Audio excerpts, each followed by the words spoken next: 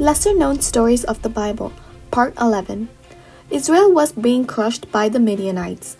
Their crops were stolen, their homes were raided, their people were starving, and Gideon, he was in a winepress, threshing wheat in secret just to survive. Then the angel of the Lord appeared to him and said, "The Lord is with you, mighty warrior." Gideon looked around and answered, "If the Lord is with us, why has all this happened to us?" He doubted and he questioned, but God didn't walk away. God said, "Go in the strength you have. Am I not sending you?" Gideon then replied, "My clan is the weakest, and I am the least in my family." But God said, "I will be with you." Gideon asked for a sign. He brought an offering. The angel touched it. Fire rose from the rock. The angel disappeared, and Gideon realized he had seen the Lord. That night, God gave him his first test. Tear down your father's altar to Baal. Gideon was afraid, so he did it at night, fearful but obedient. The enemy gathered again. Gideon called for warriors. 32,000 men answered, but God said, "You have too many." Anyone afraid could go home, so they went home.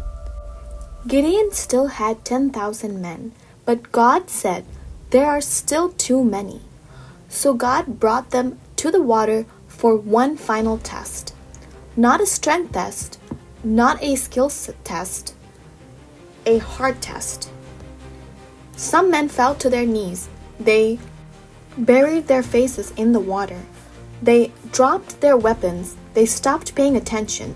They drank like men who thought the battle was over. But 300 men did something different. They scooped water with their hands. They brought it to their mouths. They kept their eyes up, still watching, still ready, still disciplined. They drank like men who knew the fight wasn't finished.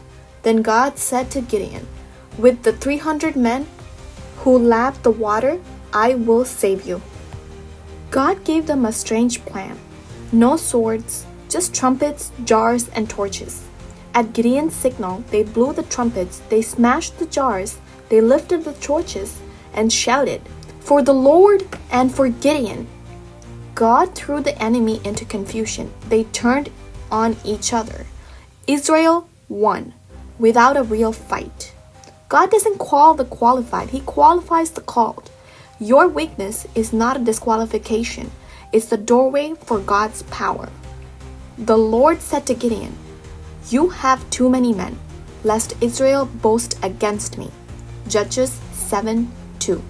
And this is the story of Gideon, son of God.